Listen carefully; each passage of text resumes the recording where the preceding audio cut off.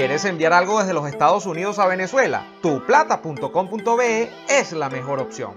En tuplata.com.be además te asisten con tus compras y si lo necesitas, incluso las hacen por ti. No busques más couriers de dudosa procedencia, envía rápido y seguro, en avión o en barco, nos ajustamos a tu presupuesto. Tuplata.com.be, la tarifa más baja y en el mejor tiempo.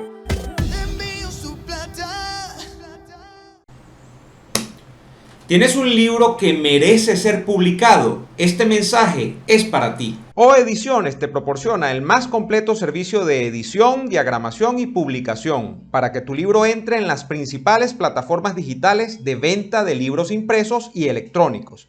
El equipo de O Ediciones te permite hacer realidad el sueño de publicar ese libro en el que tanto has trabajado. Cuentan con un excelente programa de producción editorial en el que lo más importante es que todas las ganancias que genere la venta de tu libro son tuyas, de nadie más. Dile adiós a las trabas para publicar que ponen las viejas editoriales y entra de lleno en el futuro de la producción literaria. O Ediciones, publica, hazte notar y convierte tu sueño en realidad. Yo se los había dicho, había que meterle el ojo a Gustavo Petro y a todo lo que está haciendo. En París estuvo en la negociación de paz con Nicolás Maduro, con Gerardo Blay, con Emmanuel Macron, con Alberto Fernández de Argentina y tuvo un papel estelar en el tema del relanzamiento de esta nueva jornada de engaño que va a representar la negociación en México. Pero antes de eso, también se presentó en la COP27, en la cumbre del medio ambiente propiciada por la ONU allá en Egipto. Petro se va configurando o quiere configurarse como el sucesor de Hugo Chávez desde la izquierda para América Latina. Quiere incluso ser quizá el nuevo paladín de la izquierda una vez que se ha muerto Fidel Castro y una vez que pasó a mejor vida Hugo Chávez, de esa izquierda latinoamericana tan pobrecita ella, pero tan contemplada a la vez por los medios internacionales de cara al mundo. Quiere ser el nuevo paladín de la izquierda en América Latina, Gustavo Petro, y hoy te voy a contar en exclusiva en este video por qué creo que hay 5 elementos o 5 razones que llevan a que Gustavo Petro tenga un papel protagónico dentro de ese nefasto papel que es ser el líder de la izquierda en América Latina y en el mundo. No te lo pierdas hoy en Analizando. La ciencia ha hablado.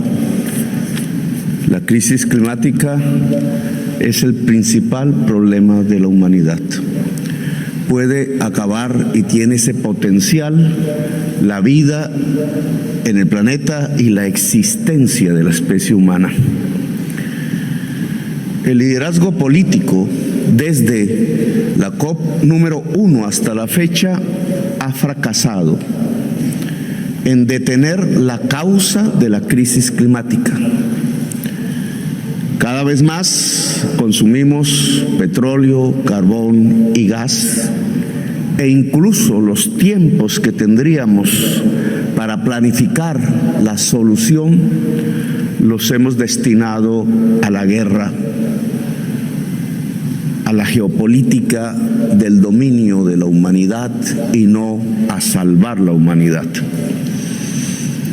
El liderazgo político ha fracasado básicamente porque superar la crisis climática implica dejar de consumir petróleo y carbón, y ese dejar de consumir implica una transformación profunda de la economía, una desvalorización de intereses poderosos en esa economía, un cambio de la economía mundial que no puede adelantar el liderazgo político de la humanidad. Por tanto, nos acercamos año tras año al final.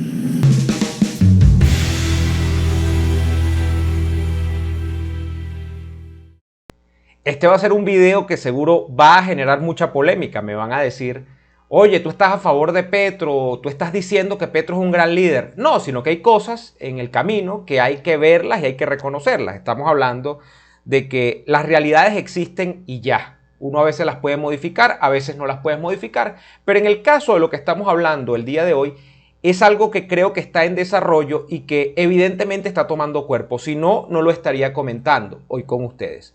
Y es que evidentemente Gustavo Petro está queriendo tomar un vuelo más allá de lo que significa ser presidente, de ocupar la Casa de Nariño en Colombia. Gustavo Petro quiere efectivamente convertirse en un líder continental en apenas pocos meses de estar ejerciendo la presidencia de la República de Colombia. Creo que tiene 4 meses apenas.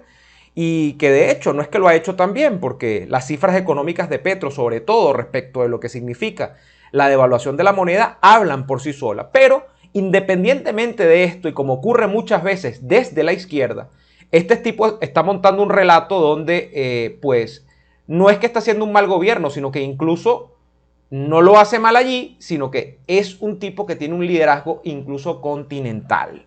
Esto lo vimos con Chávez, esto lo hemos visto con otros líderes de izquierda, pero con Petro están ocurriendo cosas bien particulares que vale la pena analizar y por eso las he traído hoy como tema.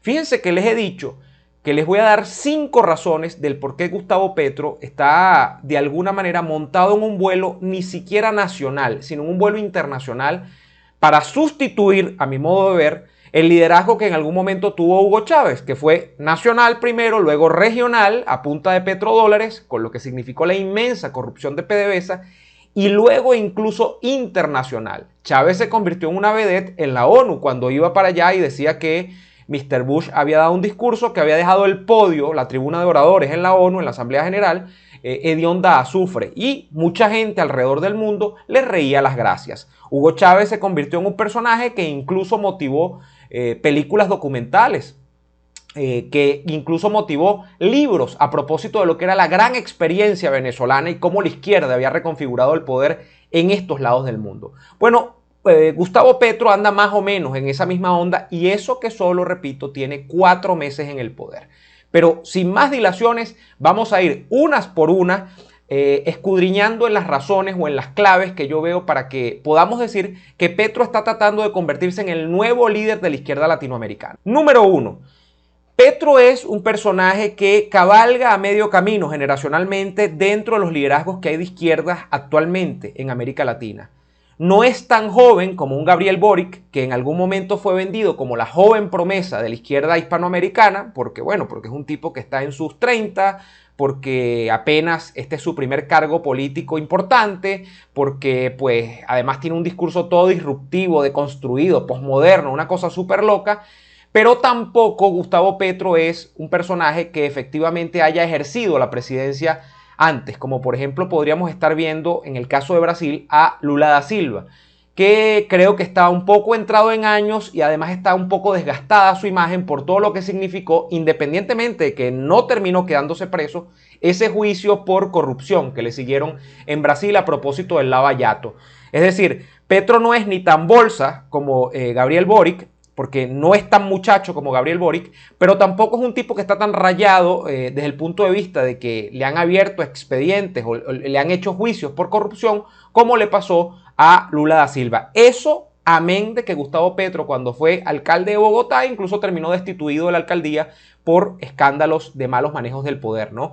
Pero no ha logrado el nivel de raya al que llegó Lula da Silva. Entonces, el tema etario de ser un tipo que no es ni tan viejo, pero tampoco es tan joven, lo lleva a ponerse en la delantera de quién dentro del elenco de los presidentes de izquierda latinoamericanos quieren tomar ese liderazgo regional.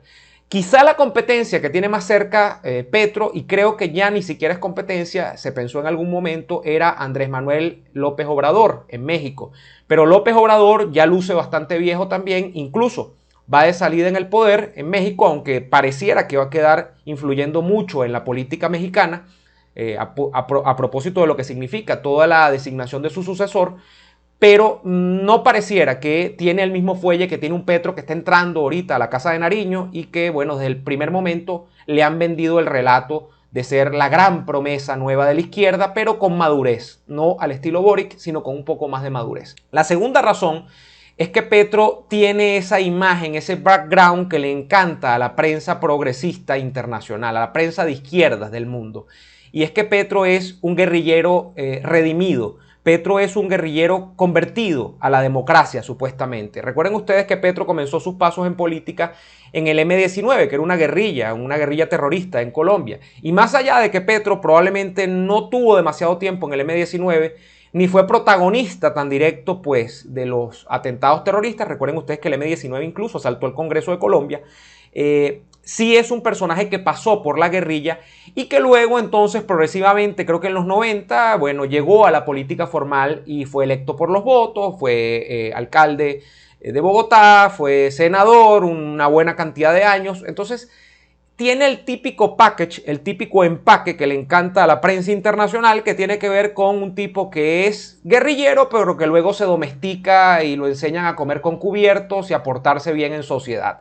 Lo mismo, por cierto, que le ocurrió en algún momento a Pepe Mujica, que era el consentido de la prensa internacional cuando fue presidente de Uruguay, porque es un tipo que venía de esa izquierda guerrillera y que luego se convirtió pues a los buenos modos de la sociedad liberal democrática. Entonces, esto le encanta a prensa como El País, como el New York Times, como algunos periódicos internacionales que ensalzan a este tipo de liderazgos progresistas, supuestamente. Y para mí esa es una razón muy clara de por qué Petro termina convirtiéndose en un consentido de la prensa internacional.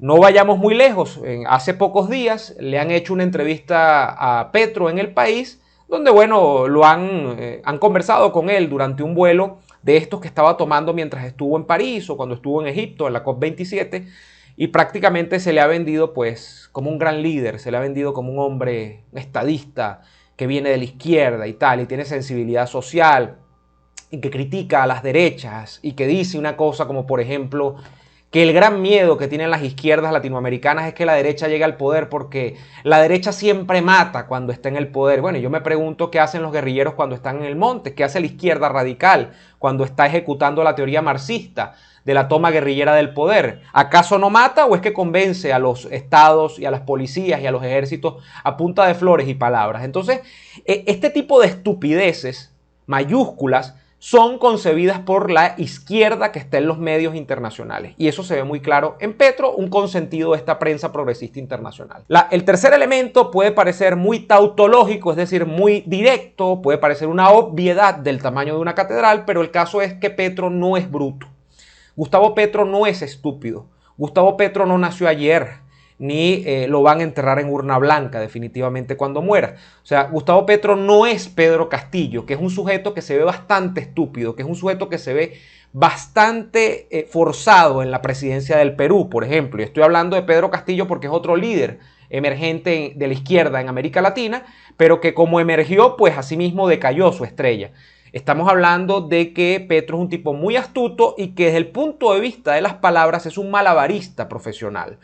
Petro tiene la suficiente dosis de izquierda como para congraciarse con todo el foro de Sao Paulo, que es donde está la izquierda más criminal de América Hispana, pero al mismo tiempo tiene esa melaza verbal que le permite que Estados Unidos no lo tome tan en serio como amenaza y que le permita incluso a Estados Unidos entenderse con él, que lo vea, como ha dicho Estados Unidos, como un interlocutor válido incluso para solucionar la crisis en Venezuela, para ser la persona que le ponga el cascabel al gato y logre a Maduro sentarlo en una mesa de negociación. O sea, Petro es lo suficientemente radical para la izquierda y lo suficientemente moderado para la derecha en la región. O sea, que lamentablemente logra esa imagen de engañador profesional. Entonces, la astucia de Petro, que además es un tipo que estudió, porque sí, es economista, y que obviamente conoce los entresijos de la economía, pero que los conoce para mal, porque en el fondo es un izquierdista irredento. Sabe hacer muchos malabares, sabe hacer muchas volteretas con el discurso para mantenerse bien con tirios y troyanos. Y eso es un elemento que no se puede descartar en medio de una situación donde hay gente que sí, que puede que tenga más poder verbal para la izquierda que Petro, pero que justamente por tener ese poder verbal se genera restricciones respecto de lo que son los foros donde esta izquierda no está tan presente. Y me refiero, por ejemplo, a los Estados Unidos. O sea, un presidente más incendiario podría ser más aplaudido por la izquierda del Foro de Sao Paulo, pero no sería tomado en cuenta por los Estados Unidos o no sería visto como un potencial aliado por los Estados Unidos. Y los Estados Unidos a este momento lamentablemente ve a Petro como un potencial aliado. Esa es la verdad. Cuarto elemento importante para seguir en este recuento de cosas que hacen que Gustavo Petro sea eventualmente un líder para la nueva izquierda en América Latina y que lamentablemente nos llevan a pensar que Petro va a ser el sucesor de Chávez dentro de esa izquierda latinoamericana.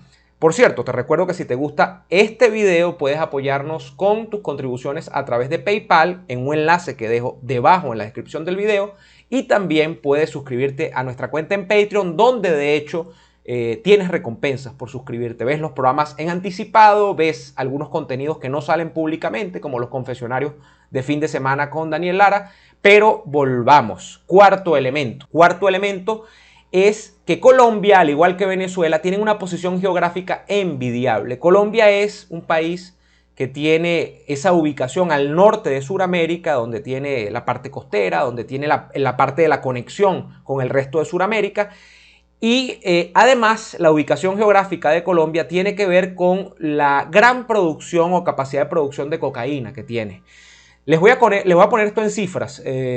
A finales del año pasado la ONU hizo un estudio donde determinó que las cifras de producción de cultivos de coca o el número de cultivos de coca que había en Colombia habían llegado a un récord al menos en los últimos 20 años. La ONU empezó a hacer estos recuentos de los cultivos de coca más o menos del año 2000-2001 y desde el 2000 o 2001, el año 2021, es decir, en un espacio de 20 años, fue el año récord en producción de coca en Colombia. Es decir, la maquinaria de la droga en Colombia en este momento está más a vapor, está más viento en popa que nunca. Entonces, cuando uno tiene eso en consideración, sabiendo todo lo que representa la ganancia de la cocaína en los mercados internacionales, sobre todo en los Estados Unidos y en Europa, tienes que entender que además Colombia es un enclave económico importantísimo, porque de alguna manera subsana una de las principales necesidades que tienen estas sociedades desarrolladas, que es pues la crisis de las drogas que tienen algunas de los integrantes de su población. Y digo algunos por no decir gran parte de los integrantes de esa población. Entonces, Colombia, además de la ubicación, que es estratégica, repito, por esa conexión tanto con el mar como con la parte terrestre que tiene por estar en el norte de Sudamérica, como ocurre con Venezuela, es el enclave de producción de cocaína del mundo. Es importantísimo esto. Más en un contexto donde Petro ha asomado, aunque en esta entrevista, por cierto, que les refería hace algunos minutos del País, dice que él no está planteando legalizar la cocaína, a menos que en el mundo se comience a andar en ese sentido, es decir, que Estados Unidos vaya en ese sentido, y vaya que eso es una amenaza con el gobierno demócrata, puede pensarse en ese escenario eventualmente, podría verse el tema de la cocaína legalizada como un negocio que genere rentas aún mayores para el Estado colombiano, lo cual le podría llevar a construir mayor músculo financiero del que actualmente tiene ese Estado colombiano, con un eventual gobierno de Petro a la cabeza. No sabemos si Petro iría a una reelección, cuánto tiempo. Petro no tiene ni un año en el poder, pero Petro podría estar allí hasta 8 años en el poder. Entonces, fíjense que es interesante que el negocio incluso de la droga se puede terminar convirtiendo en el gran puntal económico de Colombia, si es que ya no lo es, de hecho, desde el punto de vista ilegal, y con todo lo que significan los carteles, con todo lo que significa esa política de tras bastidores, ¿no?